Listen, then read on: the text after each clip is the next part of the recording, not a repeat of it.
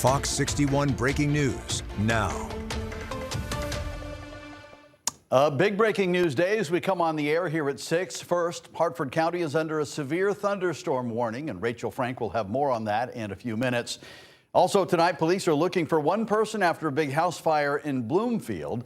But first, Hebron Avenue in Glastonbury is shut down right now for a serious crash. Thanks for joining us for the Fox 61 News at 6. I'm Brent Harden. And I'm Annette Montgomery. Now that crash is happening all near Glenwood Road, and we are told it could be hours before that road reopens. So let's get out to Fox 61's Kay Pattyfoot, who's live at the scene. Kay, what do you see out there right now? Just before we went on air, police actually opened up Hebron Avenue, so traffic is moving as we speak. Now, police are investigating a car accident that occurred, and we're not sure of the details, but we do know an hour ago there were dozens of police cars right here lining up the street from East Hartford and South Windsor.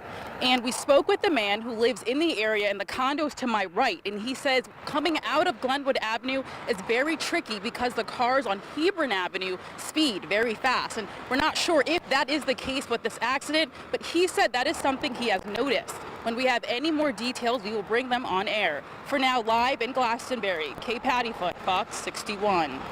Thank you so much, Kay. And take a look. We're following more breaking news, this time in Bloomfield, where police say at least one person is unaccounted for after this house fire. See the damage to the house right there. Now, firefighters were called to the home on Blue Hills Avenue around 2:30 this afternoon. Taking a look at video from the scene earlier, our Fox 61 crew tells us the second floor and roof of the home are badly damaged.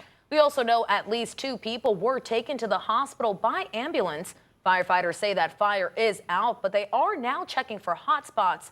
Of course, we're staying on top of this story and will bring you any new details as soon as we learn them.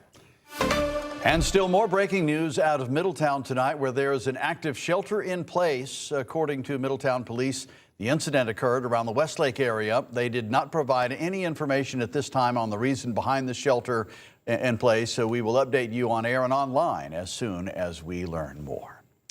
All right, time now for a first look at the weather, and the skies opened up outside our studios in Hartford briefly just about an hour ago. Didn't last long. It's been a mix of sun and clouds since. Chief Meteorologist Rachel Frank is here to talk about what's happening in the rest of the state. Rach. Yeah, we still have some leftover downpours, rumbles of thunder, and just about 30 seconds ago, the severe thunderstorm warning that was previously in effect for southern sections of Hartford County was just canceled early. I agree with that. The storm has weakened below severe limits. So what does that mean? It means it's no longer producing wind damage or hail that's able to cause damage. That being said, there's still heavy rain, there's still lightning. You still need to duck inside as this comes through. But one good thing about these thunderstorms is it really helps to cool off the temperatures here briefly before we do this all over again tomorrow. Southington seeing some of that heavy rain, Cromwell as well, and that continues all the way back through Wolcott and Waterbury. And we've got another severe thunderstorm warning that is clipping parts of Windham County, but that should be canceled here shortly as well, as that's already kind of moved out of the state. We'll see these continue to weaken as we head through the next hour or so, and then another hot, humid day tomorrow before storms break the heat. We'll explain. Your full forecast is coming up. Thank you, Rach. And speaking of heat and humidity, some Connecticut students were sent home early today as classrooms and, of course, the kids inside them struggled with the heat. And Fox 61's Victoria Anderson spoke with some of those students about their frustrations with having to miss a day of school and this close to summer break. You can see here at the L&P Hubble School, all of the windows are open. That's just one of the many ways classrooms in Connecticut are trying to stay cool. Oh, my teacher made me this because it was so hot. That she made me this fan. Open windows and homemade fans. That's how students and staff got through the day at several Connecticut schools struggling to beat the heat. They told us as soon as they found out. Charlotte Tice, a junior at Bristol Eastern High School, told us the AC was on, but it just couldn't keep up. Bristol Public Schools was quick to close all schools with pickup starting at 9 a.m. Tuesday. I was not expecting an early dismissal just because we have air conditioning, but I know other schools don't. Schools like New Britain High School. Students told us there was no AC and the classroom conditions were similar to a sauna. In a statement, Wethersfield Public Schools also announced an early release at Silas Dean Middle, saying there was an unexpected failure of the chiller unit. I don't know how it's going to work because it's definitely just going to get hotter as the time goes on. and we get out so late this year. It's like the 25th, I think. Italia Myers, a junior at Bristol Eastern, told us each early dismissal day just feels like another step further from summer break. So it's definitely probably going to happen again. I just hope it doesn't push the end date any later. Temperatures are supposed to cool down as we move throughout this week, but as always, we will keep you updated on any future school closures or early dismissals across the state. In Bristol, Victoria Anderson, Fox 61. He needed a helping hand, but what that officer gave him was 9 bullets. Well, just one day after a Hartford police officer was charged with manslaughter in the shooting of Stevie Jones, Jones's family is speaking out. And the family was joined by civil rights attorney Ben Crump, who says the fight for justice is still far from over. Fox 61's Alicia Hercules has the latest from Hartford. During that press conference, civil rights attorney Ben Crump says they're thankful that charges were brought against former officer Joseph Magnano. However, he says this is just the first step in their journey for justice.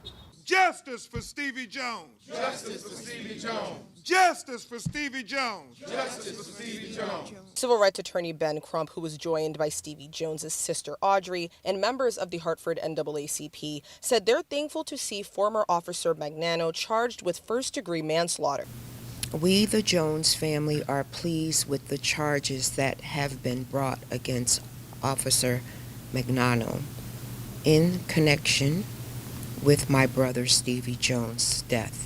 Back in February, police were called to Blue Hills Avenue after Audrey reported Jones was having a mental health crisis. He had cut himself and already had a knife in his hand.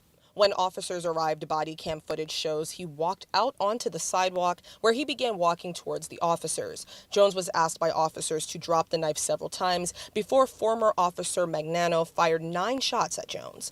Crump says Magnano's actions were unacceptable. In less than 34 seconds, jumped out of his car, again inexplicably to us, and then opened fire, emptied the clip 9 times. Jones died from his injuries days later. Hartford Mayor Arunan Arlampalam fired Magnano in late March. The Inspector General later ruled Magnano was not justified in the shooting and killing of Jones. He was charged with first-degree manslaughter and released on a $50,000 bond. We are very grateful for the Inspector General doing a thorough, concise investigation. Attorney Chance Lynch also read a letter from one of Jones's daughters discussing how her father's death changed her life forever. The emotional damage has been overwhelming. Grief follows me everywhere.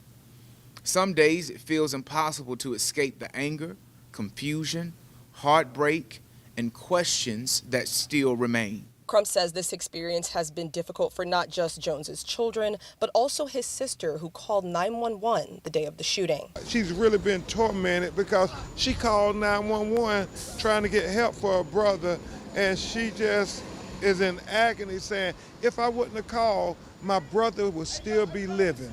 The NAACP also said they're in the early stages of creating legislation to prevent what happened to Stevie Jones from happening to anyone else. In Hartford, Alicia Hercules, Fox 61. We now know the identity of the East Haven woman who was murdered last Friday. Police tell us first responders pronounced 69-year-old Donna Campanera dead at 5:48 p.m. on Edgemere Road. Officers say they found Sean McCormick heavily intoxicated, sitting on the kitchen floor, and Campanera dead in the other room. Now, this afternoon, McCormick has been released from the hospital and officially charged with murder. He's now being held on a $2 million bond. East Hartford Public Schools confirmed today that 2 employees were among the 100 people arrested and charged in the Tolland illegal cockfighting investigation. The district didn't release their names or job titles, but say both employees are now on administrative leave. Over the weekend, police busted the operation as it was happening at an old quarry off Mountain Spring Road. Police said they seized and had to kill 273 birds. Also, the Department of Children and Families has gotten involved after DCF said it got a report from police. All they would say is that the subject of the report lives out of state, so DCF passed the information along to authorities there. And a Connecticut judge has denied Michelle Troconis's bid to overturn her conviction in Jennifer Dulos' death.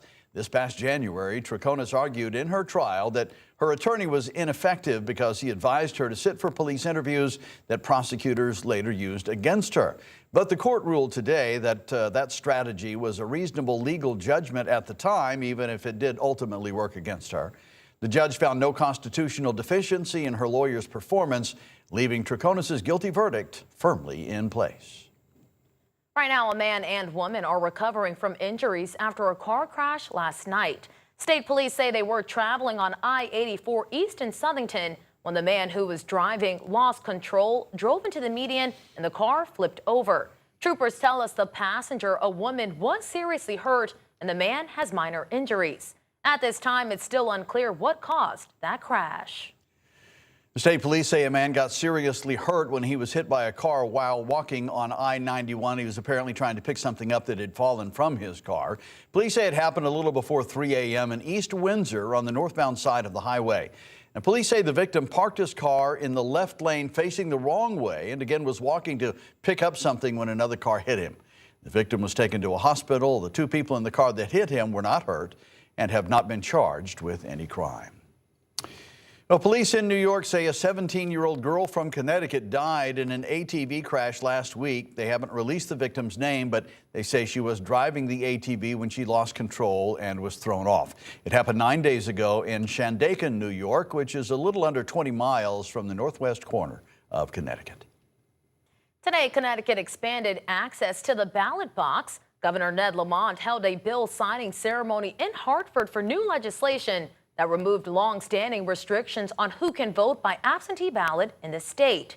Now, the new law allows any qualified Connecticut voter to request an absentee ballot for all elections and primaries without having to meet previous requirements such as illness, travel, or military service.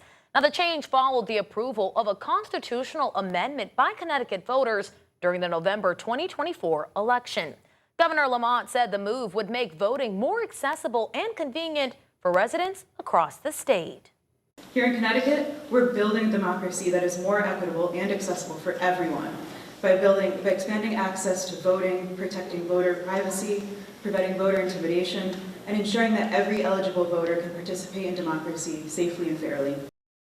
And the new law is expected to take effect ahead of future statewide elections as the change became effective immediately after Governor Lamont's signature.